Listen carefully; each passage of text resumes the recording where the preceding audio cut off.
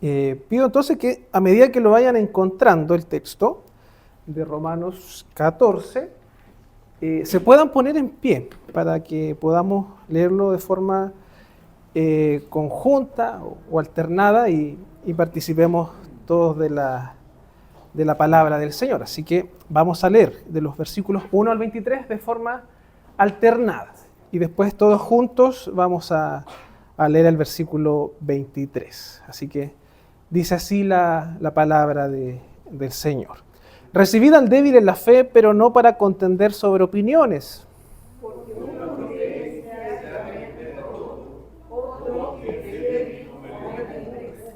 El que come no menosprecia al que no come, y el que no come no juzga al que come, porque Dios le ha recibido. Tú eres que Dios ha saciado pleno, para su propio Señor está en pie o cae, pero estará firme, porque poderoso es el Señor para hacerle estar firme. Uno hace diferencia entre día y día, otro juzga iguales todos los días. Cada uno esté plenamente convencido en su propia mente. El que hace caso del día, lo hace para el Señor, y el que no hace caso del día, para el Señor no lo hace. El que come para el Señor come, porque da gracias a Dios, y el que no come para el Señor no come, y da gracias a Dios. Porque ninguno de nosotros vive para sí y ninguno muere para sí. Pues si vivimos para el Señor vivimos, y si morimos para el Señor morimos. Así pues, sea que vivamos o que muramos, del Señor somos. Porque Cristo para esto murió y resucitó y volvió a vivir para ser Señor así de los muertos como de los que viven. Pero tú, ¿por qué juzgas a tu hermano? O tú también, ¿por qué menosprecias a tu hermano? Porque todos compareceremos ante el tribunal de Cristo. Porque escrito está: vivo yo, dice el Señor, que ante mí se doblará toda rodilla y toda lengua confesará a Dios. De manera que cada uno de nosotros dará a Dios cuenta de sí. Así que ya no nos juzguemos más los unos a los otros, sino más bien decidid no poner tropiezo u ocasión de caer al hermano. Yo sé y confío en el Señor Jesús, que nada es del mundo de sí mismo, mas para que piensa que habla del mundo, para él lo es. Pero si por causa de la comida tu hermano es contristado, ya no andas conforme al amor. No hagas que por la comida tuya se pierda aquel por quien Cristo murió. No sea pues vituperado vuestro querer, Porque el reino de Dios no es comida ni bebida, sino justicia, paz y gozo en el Espíritu Santo. porque el que viene a Cristo agrada a Dios y es aprobado por los hombres. Así que sigamos lo que contribuye a la paz y a la mutua edificación. No destruyas la obra de Dios por causa de la comida. Todas las cosas se arreglan y limpias, pero es malo que el hombre haga cosas a otro. Bueno es no comer carne, ni beber vino, ni nada en que tu hermano tropiece o se ofenda o se debilite. Tienes tu fe, tenla para contigo delante de Dios. Bienaventurado el que no se condena a sí mismo y no lo reprueba. Todos juntos.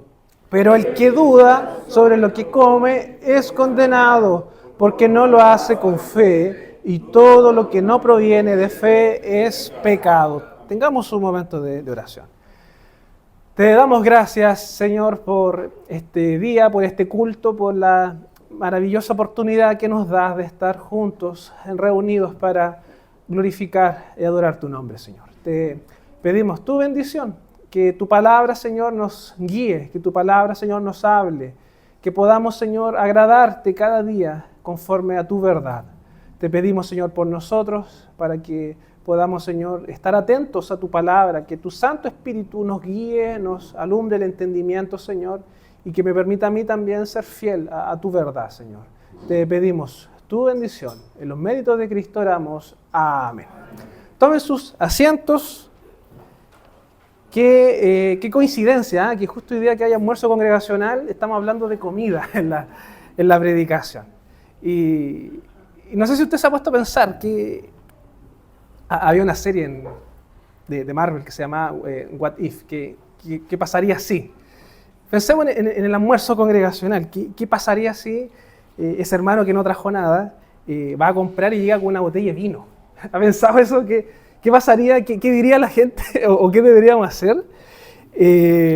Porque ciertamente el alcohol es algo que dentro del mundo cristiano genera un poco de, no sé si crítica, pero controversia, en el sentido de que hay algunos hermanos que por temas de conciencia prefieren no tomar o piensan que es pecado, o por otro lado hay casos, y sabemos muchos casos de hermanos que llegaron a la fe siendo alcohólicos. Por lo tanto, para ellos el alcohol, el vino, prefieren aislarse. ¿Y por qué les coloco ese caso? Porque lo que el apóstol Pablo está hablando en esta carta, en este capítulo, tiene que ver en cierto sentido con la libertad, en cómo nosotros hacemos uso de la libertad. Y si lo pensamos bien, y de acuerdo a lo que pudimos leer y vamos a hablar más adelante, la libertad también busca el bien común y cómo nosotros agradar a Dios, pero también no siendo un tropiezo para el hermano. Y eso es algo que vemos claramente en esta carta, y se nos van a presentar algunas situaciones que quiero ejemplificarlas con la siguiente lámina. ¿Sí? Ustedes ven ahí, cuando hablamos de libertad cristiana, nosotros tenemos dos caminos que son claros en realidad.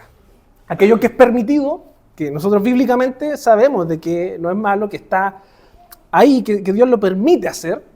Y por otro lado, aquellas cosas que están prohibidas, que son pecados, que la Biblia los menciona como tal, que son pecados. Y frente a eso no hay nada que hacer. Por lo tanto, tenemos estos dos extremos, donde la Biblia es clara en muchas cosas. Sin embargo, se nos abre un tercer camino, lo que está ahí entre medio, que son aquellas cosas en donde la Biblia no necesariamente habla, cosas que la Biblia no necesariamente condena, o quizás tampoco necesariamente aprueba. Y esto se le conoce como las áreas grises dentro de la vida cristiana. ¿Cuáles son las áreas grises? En donde explícitamente no tenemos un mandato que apruebe o condene ciertas acciones. Entonces, dentro de estas áreas grises están muchas de las cosas que nosotros hacemos a diario. Y ahí viene la duda, ¿será o no correcto hacerlo? No sé si usted vivió en aquella época en donde se decía, o se invitaba en realidad, a que los cristianos no vieran televisión, que no tuvieran un televisor en la casa, porque el televisor era el cajón del diablo, ¿cierto? Entonces, bíblicamente yo no tengo un versículo para decir de que tú no puedes tener un televisor. Eso queda dentro de tu libertad cristiana, de cómo tú enfrentas a esta situación y cómo tú tomas una decisión. Y esto de las áreas grises es todo un mundo, porque ciertamente nosotros hacemos muchas cosas que están dentro de este universo, como por ejemplo el tomar una carrera universitaria o el tener un trabajo. La Biblia no te dice cuál es la carrera que debes estudiar o cuál es el trabajo al cual debes asistir.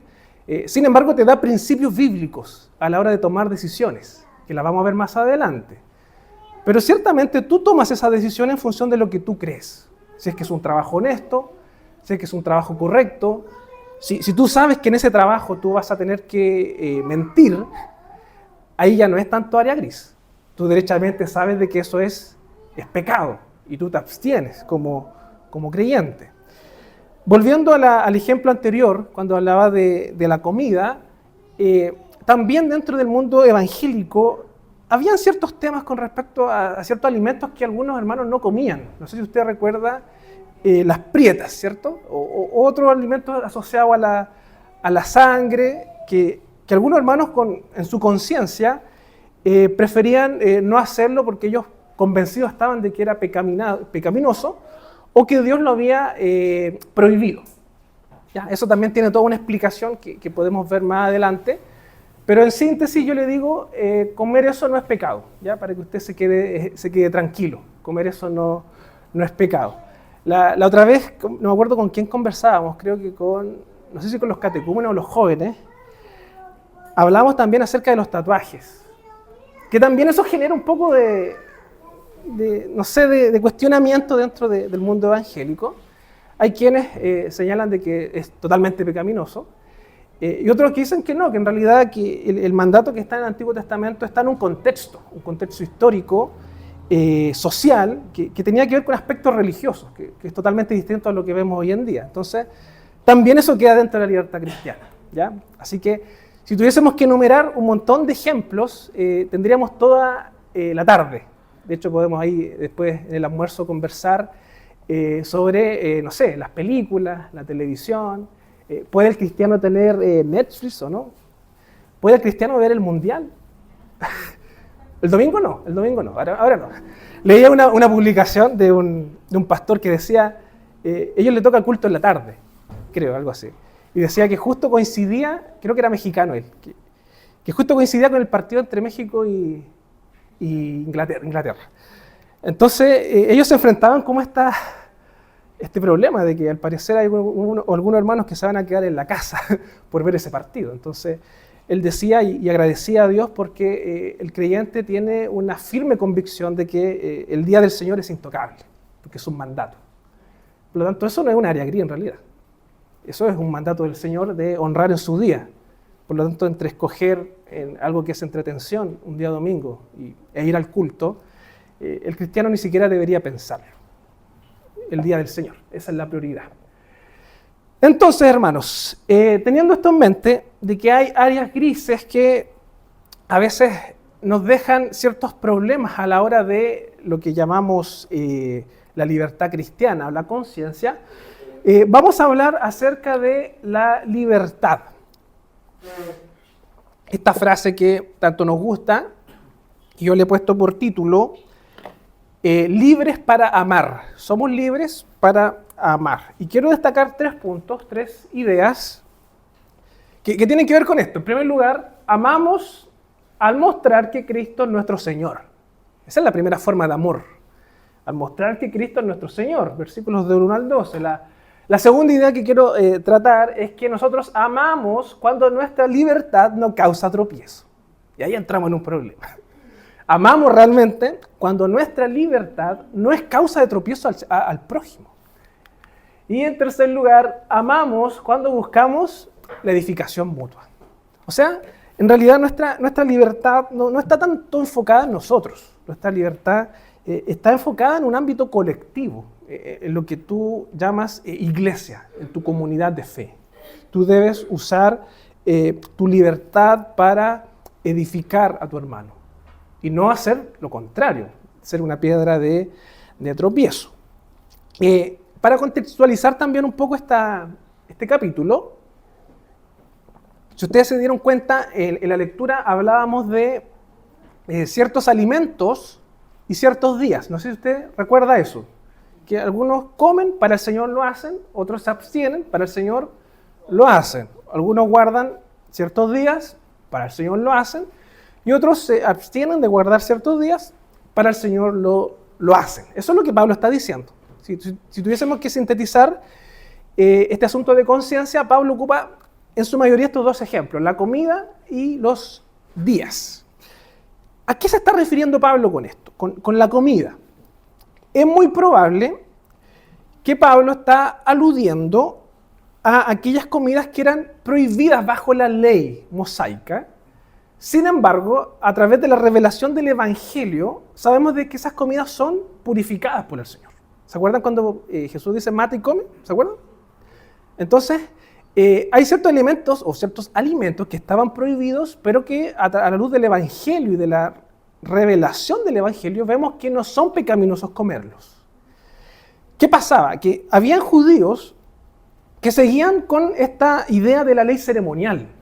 Por lo tanto, para ellos, que habían estado acostumbrados a esta abstención de alimentos, para ellos era complicado de un momento a otro empezar a comerlos. O mejor dicho, ver a gentiles que no tenían nada que ver con la ley, que no tenían problema para comer dentro de la iglesia. Para el judío era ese problema. Entonces, lo que Pablo está diciendo acá es que, bueno, aquel que se quiere abstener en su conciencia, lo hace para el Señor, y está bien. Y aquel que en su conciencia cree que está bien lo que está haciendo, porque no hay un mandato que lo impida, para el Señor también lo hace. Ese es el tema que está tratando Pablo acá. Otra interpretación o otra forma de entender esto nos puede ayudar otra carta de Pablo cuando habla de la carne sacrificada a los ídolos. Si usted recuerda también, había un tema de conciencia en relación a la carne que se vendía en los mercados. ¿Qué pasaba? De que en aquella época, si no me equivoco, esto era en Corinto, hacían sacrificios a los ídolos a través de carne que se compraba, era carne que se iba a sacrificar. El tema es que esa carne, una vez sacrificada, se volvía como a vender, y el costo de venta era mucho más barato que la carne si fuese en su estado original, antes de ser sacrificada. Entonces, ¿cuál era el tema ahí o cuál era el dilema? ¿Compro yo una carne más cara que no ha sido sacrificada a los ídolos paganos, o en el mismo supermercado, en el mismo mercado, compro una carne que es más barata, pero que fue ritualmente sacrificada a un ídolo? Ese era el problema que trataba Pablo. Y para Pablo en realidad no hay problema.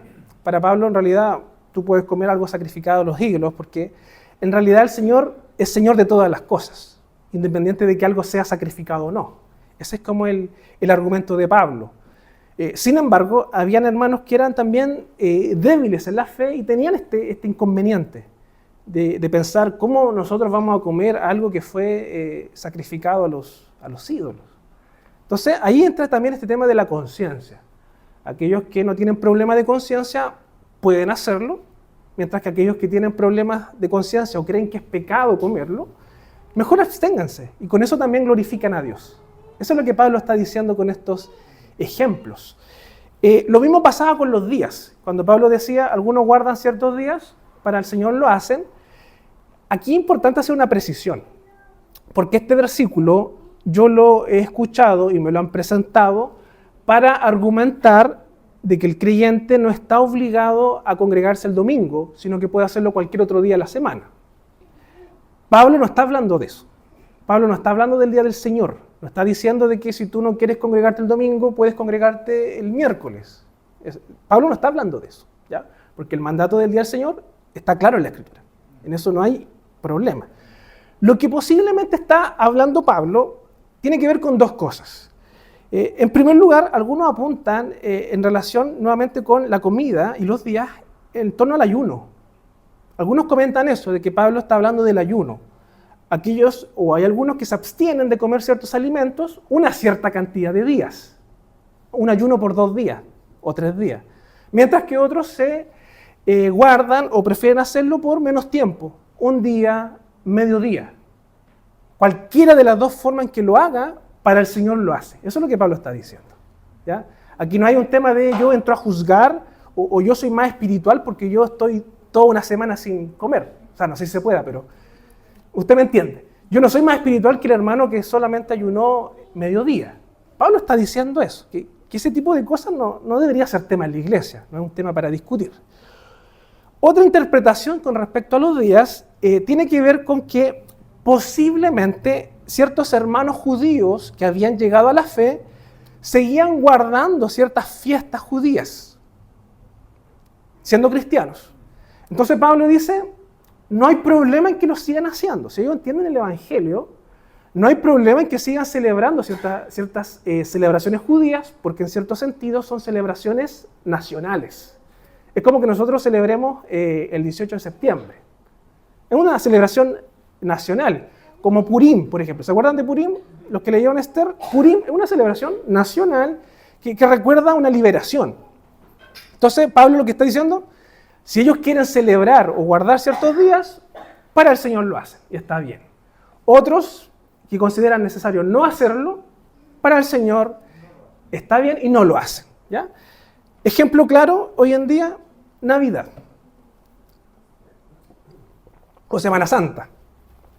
Si bien es cierto, no hay un mandato explícito en la Escritura para celebrarlo, eso queda dentro de la libertad de conciencia de la iglesia o de los consejos. Entonces, ahí es cuando un consistorio, un consejo decide celebrar o no, de acuerdo a la libertad. Pero no podemos obligar a nadie acá a celebrarlo. Y ahí está la diferencia, ¿ya? Yo no puedo obligarlo a usted a venir a un culto de Navidad. porque no es algo que está instituido en la palabra. Sí el día del Señor, pero no Navidad. Entonces, esas son las cosas relacionadas con los días o las celebraciones. Si usted lo quiere hacer, lo puede hacer. Para el Señor lo hace y glorifica al Señor haciéndolo. Si usted en su conciencia no quiere hacerlo, no se sienta mal, para el Señor también lo hace. Y eso es lo que Pablo está hablando acá en estos versículos en torno a la comida y en torno a los días. Entonces vamos con los puntos que quiero tratar el día de hoy en torno a nuestra libertad y cómo eso se evidencia en el amor. El apóstol Pablo en los primeros versículos habla de el débil, ¿cierto? De que debemos recibir al débil. ¿Qué dice los primeros 3 versículos? Recibid al débil en la fe, pero no para contender sobre opiniones. Fíjense el foco de Pablo. Pablo está diciendo, no peleen por cosas chicas. Porque uno cree que se ha de comer de todo, otro que es débil come legumbres. Está hablando aquí de alimentos. El que come no menosprecia al que no come, y el que no come no juzgue al que come, porque Dios le ha recibido. Fíjense lo que Pablo está haciendo acá. Es una conexión entre el débil y por otro lado te dice, Dios lo ha recibido. O sea, ante Dios ambos tienen el mismo valor. Ya sea que en cierto tema tú seas espiritualmente superior, cosa que bíblicamente no podemos afirmarlo, o no. Pablo lo que está diciendo es que todos somos iguales, todos hemos sido recibidos por el Señor. Por lo tanto, nosotros no somos quienes para juzgar si es que algún hermano decide o no abstenerse de algo, ya sea de un alimento o de días. Para el Señor lo hace. Y el Señor amó a ese hermano. Por lo tanto, dicho de otra forma, ¿quién eres tú para juzgarlo? Eso es lo que Pablo está diciendo. Y esto apunta también al concepto y la idea de iglesia, que en realidad somos personas distintas. Somos personas con distintos gustos, distintos trasfondos. Por tanto, no podemos sobrenormar ciertas cosas que en realidad hay diferencias. Y hay libertad también para hacerlo. Hay libertad para hacerlo. Cada uno tiene esa libertad cristiana para hacerlo. Yo no puedo a usted obligarlo o juzgarlo si es que usted no tiene culto familiar en su casa. Si bien es cierto, creemos de que algo importante, yo no puedo creerme más espiritual que usted por hacerlo, o pensar de que usted es menos espiritual por no hacerlo. Pablo lo que está diciendo acá es que todos hemos sido recibidos por Cristo. Por lo tanto, no perdamos ese foco en primer lugar de nuestra identidad. No caigamos en eso de creernos moralmente o espiritualmente superiores que otros en torno a cosas que son secundarias y que no son mandatos explícitos en la Escritura. Por lo tanto, el Evangelio nos muestra eso, ese derribo de esa barrera que nos separa en torno al orgullo y a nuestras obras. Versículo 4, ¿tú quién eres que juzgas al criado ajeno? Para su propio Señor está en pie o cae, pero estará firme porque poderoso es el Señor para hacerle estar firme. Es lo mismo que acabamos de decir. ¿Quién eres tú para juzgar a tu hermano? Tú a lo mejor no sabes las luchas de tu hermano. Tú a lo mejor no sabes por lo que él está pasando. Y si él actúa o decide abstenerse de ciertas cosas, no es porque sea débil a lo mejor. No es porque sea poco instruido, es porque a lo mejor él tiene un problema de conciencia. Y quiere honrar al Señor con eso. Por tanto, hermanos, cuidado con eso de juzgar o emitir juicios sobre cosas que son secundarias y que no son mandatos en la Biblia. Y por eso debemos tener cuidado, sobre todo los que estamos por delante, de no confundir al obligar a los hermanos a hacer cosas que no son mandatos bíblicos. Y por eso es importante siempre hacer la mención de cuando aquellas cosas son voluntarias o aquellas cosas que son opcionales. Hay cosas que son opcionales, que yo a usted no la puedo obligar a hacer. Como por ejemplo, el estudio bíblico. El estudio bíblico es opcional. No es un mandato bíblico de que tú tienes que reunirte los miércoles a estudiar la Biblia. No. Por tanto, yo no puedo obligarlos a ustedes. Yo no puedo decir, usted que vino es más espiritual que aquel que no vino. No puedo hacer eso. Entonces, eso es lo que está diciendo Pablo. ¿Quién eres tú para juzgar en primer lugar? Somos todos hijos del Señor. Tenemos que tener cuidado con ese espíritu a veces crítico con respecto a cosas que son secundarias o sin sentido, o incluso mandatos de hombres. Versículo del 5 al 8, Pablo dice lo siguiente: uno hace diferencia entre día y día, otro juzga iguales todos los días. Cada uno esté plenamente convencido en su propia mente. El que hace caso del día lo hace para el Señor, y el que no hace caso del día para el Señor no lo hace. El que come para el Señor come, porque da gracias a Dios, y el que no come para el Señor no come y da gracias a Dios, porque ninguno de nosotros vive para sí y ninguno muere para sí. Pues si vivimos para el Señor vivimos, y si morimos para el Señor morimos. Así que sea que vivamos o que muramos, del Señor somos. Eso es lo que Pablo está diciendo acá. Entonces, dentro de esta libertad cristiana, lo que Pablo está diciendo, y esto también lo ejemplificaban muy bien los reformadores, y creo que la confesión de fe también de forma explícita, es que solo Dios es el Señor de nuestra conciencia. Solo Dios, a través de su palabra, es el Señor de nuestra conciencia. Por lo tanto, nosotros como iglesia no podemos emitir juicios sobre cosas humanas, sobre argumentos humanos. Todos somos hijos del Señor. Todos vivimos para el Señor. Y todos en nuestra libertad como cristianos buscamos honrar y glorificar al Señor. Aquí no se trata de quién es más espiritual que otro. Aquí no se trata de quién ora de pie y quién ora de rodilla. No sé si usted ha escuchado eso también. Pasa también en la iglesia. Aquí no se trata de quién llora al cantar y quién no llora. Cuidado con esas cosas. Cuidado con esas cosas. Somos todos hijos del Señor. Somos todos hijos de este Señor. Por lo tanto, el que lo hace, para el Señor lo hace. Eso es lo que está diciendo Pablo. Aquel que canta y se emociona, para el Señor lo hace. Y aquel que canta de una forma quizás más racional, más contenido, para el Señor lo hace. Ambos lo están haciendo para el Señor. ¿Quién eres tú para cuestionar eso? Lo mismo que cuando oramos.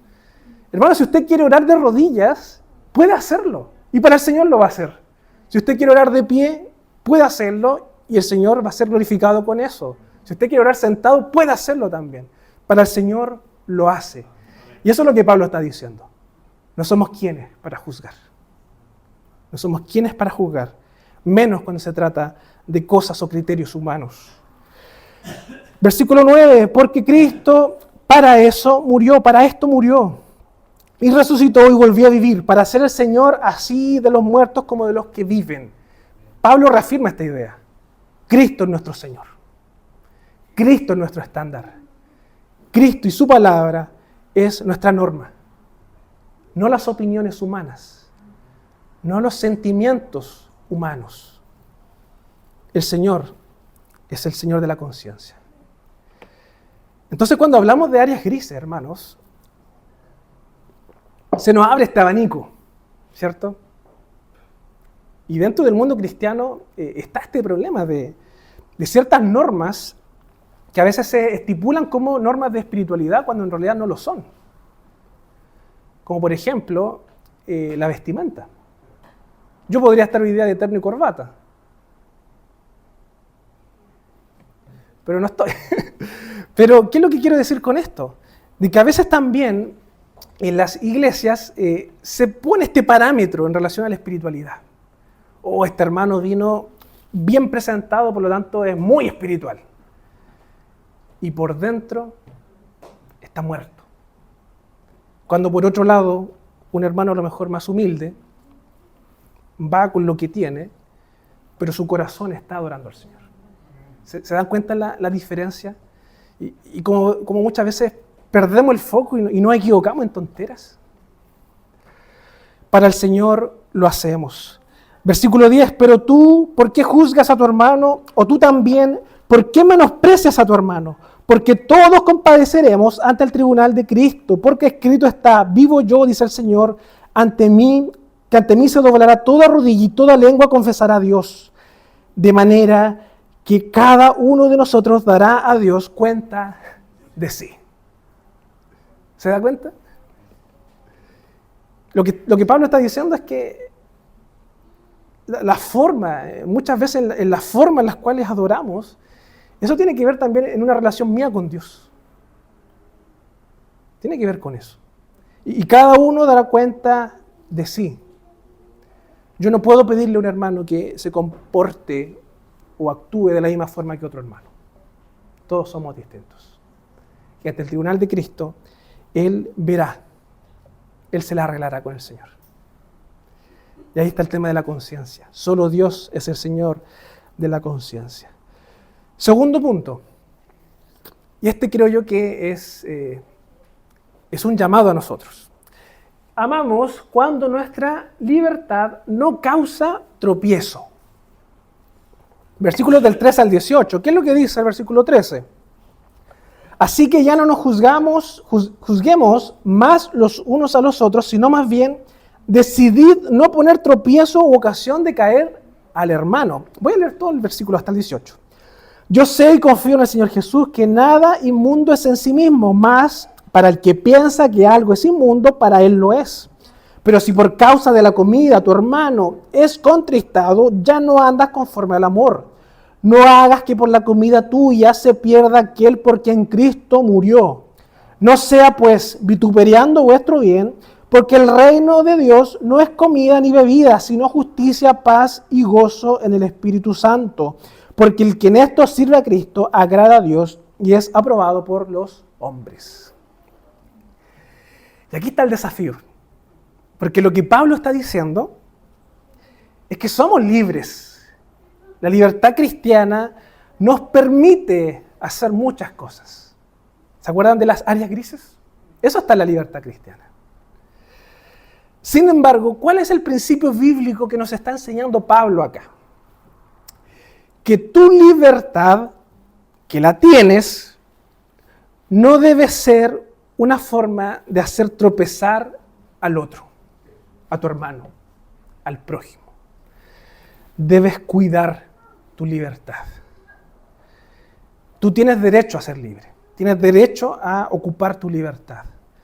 Pero lo que nos plantea el Evangelio, lo que nos plantea Pablo acá, es que el amor hacia tu hermano debe estar por sobre tu libertad.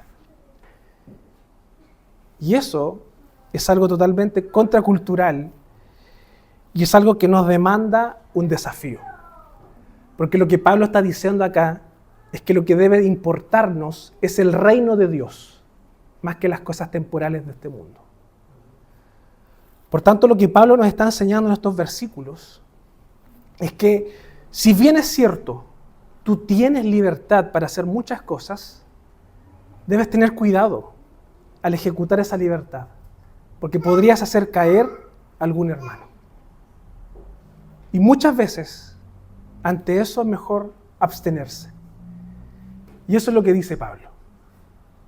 Tú tienes libertad para hacer ciertas cosas, sí, pero eso podría ser tropiezo. Por eso mejor abstente de aquello. Piensa en tu hermano. Piensa en aquel que es débil. Y ámalo. Y abstente de aquello.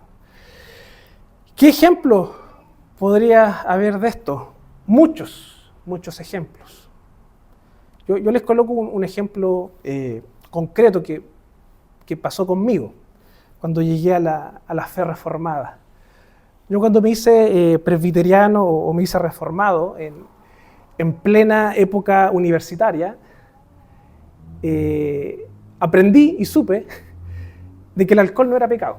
O sea, yo venía de un contexto pentecostal en donde claramente el tema del alcohol era un pecado en sí, o sea, tú no podías consumir nada. De hecho, Jesús, según muchos de ellos, tomaba jugo de uva, no vino. Entonces, y Jesús multiplicó jugo de uva, no vino. Entonces yo llegué con esa mentalidad a la universidad de que tomar era pecado, alcohol. Pero cuando llegué a la teología reformada y estudiamos estos pasajes bíblicos y vimos la libertad cristiana, me di cuenta que no. Me di cuenta que no es pecado. Entonces ahí uno queda ante una puerta abierta y uno tiene que decidir qué hacer. O me entrego ahora al alcohol, o sigo viviendo como vivía, pero ahora entendiendo de que no era pecado. Yo, siendo bien honesto, no tengo problemas con el alcohol. ¿Ya? Soy malo para consumirlo. De hecho, no me gusta. Pero no tengo problema con eso. Si usted alguna vez, yo lo veo consumiendo vino, cerveza, yo no le voy a decir nada, para mí no es tema. Sin embargo, yo por temas de conciencia, prefiero no consumirlo. Y menos en un lugar público. Porque podría quizás algún hermano verme y quizás qué cosa pensar de mí. Entonces, por amor también a nuestros hermanos, que aquellos que a lo mejor tienen dudas en esos temas, a veces es mejor abstenerse, cuidar el corazón del hermano. Ojo, no estoy diciendo que el alcohol en sí sea malo o pecado. Lo que estoy diciendo es que muchas veces una acción de nosotros puede ser tropiezo para otro. Entonces, dentro de esto, o dentro de estas áreas grises, algunos también dicen, si tú quieres disfrutar de eso, hazlo en privado. Y no vas a hacer tropezar a nadie. Cuidado también con eso. Porque hoy en día también las redes sociales nos promueven todo lo contrario. Tú te despiertas en la mañana y ya tienes que subir una foto con tu desayuno. Entonces, también la palabra del Señor nos muestra esos principios bíblicos, de ser cautos también. Y si tú quieres disfrutar de algo que tú sabes que no es pecado, hazlo en tu privacidad. Y así no haces tropezar a otro. Y ejemplo de esto hay muchos más, pero solamente quiero quedarme con eso. De que muchas veces hemos sido tropiezos para nuestros hermanos. Muchas veces hemos mal usado nuestra libertad para hacer que un hermano débil en la fe caiga. Y mientras preparaba esta predicación me acordaba de un himno que creo que está en el himnario, que habla de eso, que dice, si fui motivo de dolor, Señor, si por mi causa el débil tropezó. Y esta es una canción o un himno que está netamente ligado con la confesión de pecado, con esta idea del perdón. Entonces fíjese lo que dice ese himno. Si por mi causa el débil tropezó, o sea, no necesariamente pecamos cuando ofendemos a Dios, sino que muchas veces nuestras acciones también hacen que otros tropiecen. Y Pablo nos está diciendo, ten cuidado con eso. Prefiere amar antes que vivir tu libertad. ¿Ya? Tercer punto. Amamos cuando buscamos la edificación mutua. Y esa es la síntesis de esto, versículo 19. Así que, aquí está la conclusión, sigamos lo que contribuye a la paz y a la mutua edificación. Ese es el mandato de Pablo. Sigamos la paz y la mutua edificación. No destruyas la obra de Dios por causa de la comida. Todas las cosas a la verdad son limpias, pero es malo que el hombre haga tropezar a otros con lo que come. Fíjese lo que está diciendo Pablo. Hay cosas que no son malas, pero sin embargo busca el bien común. Busca edificar a tu hermano. Si tú sabes que eso va a ser de tropiezo para tu hermano, no lo hagas. Piensa en él. No destruyas la obra de Dios por causa de la comida. Todas las cosas a la verdad son limpias, pero es malo que el hombre haga tropezar a otros con lo que come. Bueno es no comer, ni beber vino, ni nada en que tu hermano tropiece o se ofenda o se debilite. Es lo mismo que acabamos de decir. Bueno es muchas veces abstenerte de cosas. No porque en tu conciencia tú pienses que es malo, sino que porque estás cuidando el corazón de tu hermano. Debes amar a tu hermano. Tienes tu fe, tenla para contigo delante de Dios. Bienaventurado el que no se condena a sí mismo en lo que aprueba, pero el que duda sobre lo que come es condenado, porque no lo hace con fe, y todo lo que no proviene de fe es pecado. ¿Qué es lo que está diciendo Pablo acá? Les coloco un ejemplo. Ya, perdón porque siga hablando del vino, pero creo que es un ejemplo bien contingente a nuestro contexto. ¿Qué es lo que está diciendo Pablo? Que está hablando de un tema de conciencia, de que tiene que estar seguro de lo que está haciendo. Ejemplo, si estamos en una comida y todos acá estamos de acuerdo en que consumir vino no es pecado, no hay problema, ¿cierto? Pero supongamos que llega un hermano que a lo mejor es nuevo en la fe y él tiene dudas sobre eso. Él tiene cierto resquemor, él piensa que a lo mejor podría estar pecando si consume. Y nosotros, como buenos hermanos, le convidamos a participar de esa copa y disfrutar de eso. Y él, para congraciarse con nosotros, lo acepta y consume, pero no está seguro en sí si es pecado o no. Ese es el ejemplo que propone Pablo. ¿Qué es lo que está diciendo Pablo? Aquel que duda de aquello está pecando. Lo que está diciendo Pablo es que si tú estás haciendo algo siguiendo a la corriente, pero en tu ser, en tu corazón, no estás seguro si estás pecando o no, no lo hagas. Por temas de conciencia, no lo hagas. Mejor es abstenerse, porque si lo estás haciendo dudando, estás pecando. Y eso es lo que Pablo está enseñando acá. Por tanto, el desafío es mayor, porque si estamos hablando de la edificación mutua, yo como cristiano, sea maduro o fuerte o débil o inmaduro, debo cuidar y procurar cuidar a mi hermano.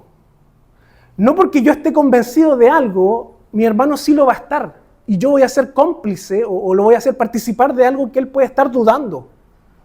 Yo debo cuidar su conciencia. Y eso es lo que dice Pablo. Y por eso en muchos casos es mejor abstenerse. Y eso es lo que dice el apóstol Pablo. No porque sea malo, no porque tú estés pecando al hacer eso, sino que puedes hacer tropezar a tu hermano que es débil. ¿Y qué importa más, dice Pablo? ¿Tu libertad, tu felicidad o el reino de Dios?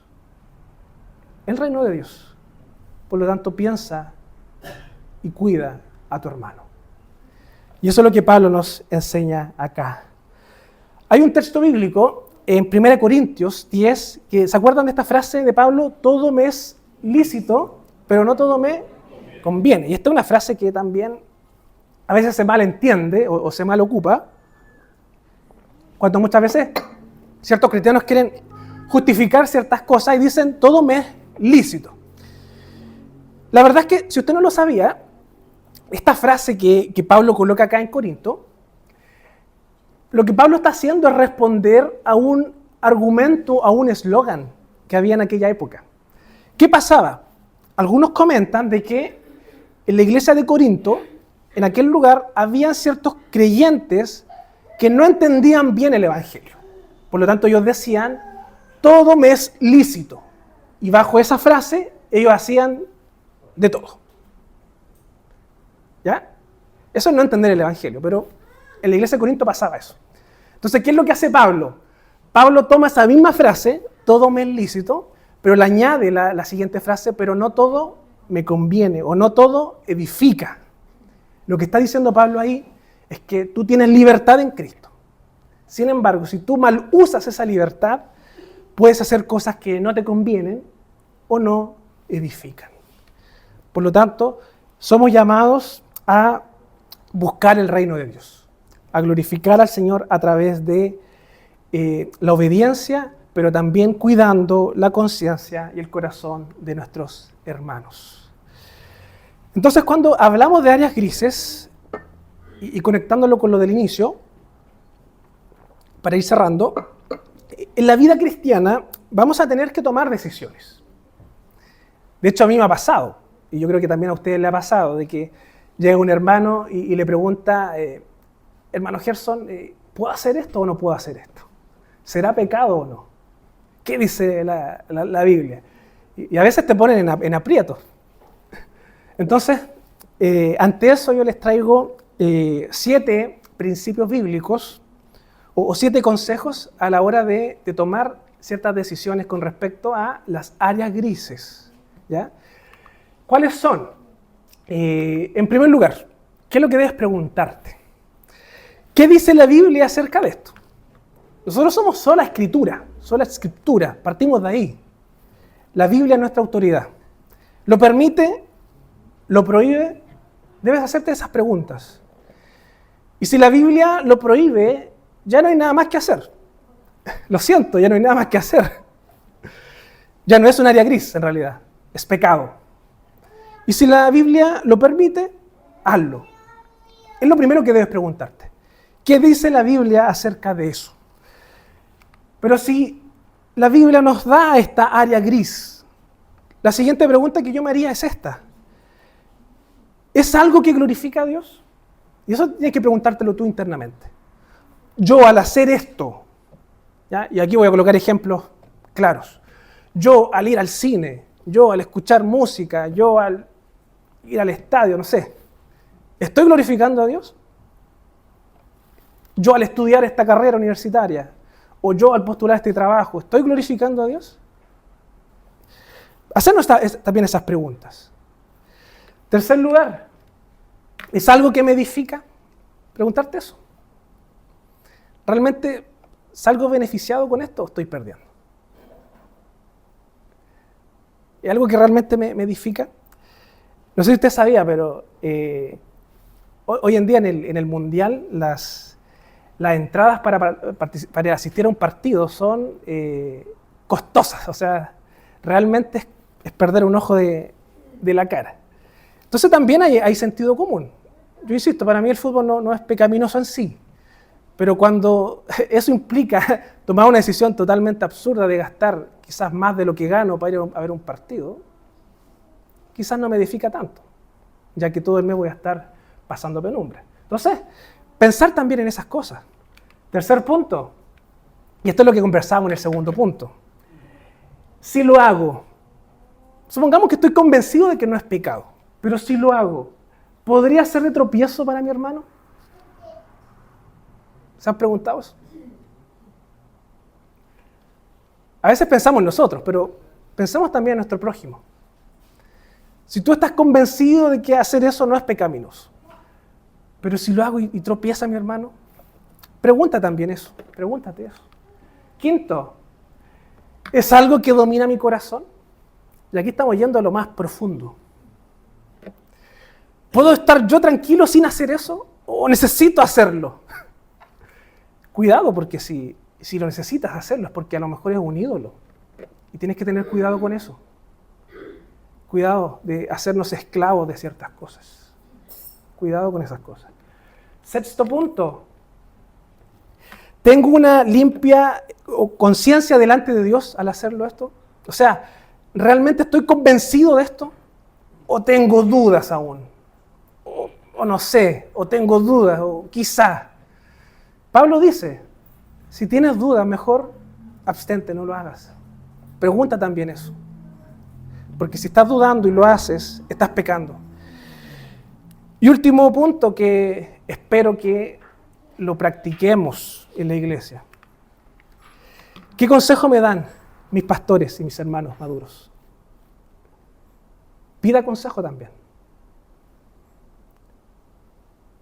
No tome usted la decisión. Cuando a veces tenemos dudas con respecto a ciertas cosas, siempre es bueno una segunda opinión. Siempre es bueno escuchar la opinión de alguien que tiene la responsabilidad de guiar, como un pastor, un anciano, o un hermano de confianza también.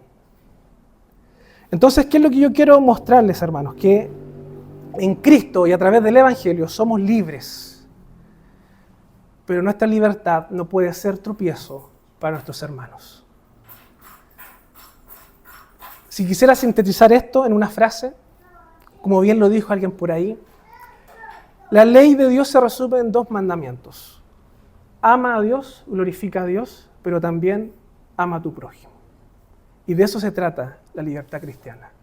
Glorifica a Dios y no hagas tropezar a tu hermano. Oremos.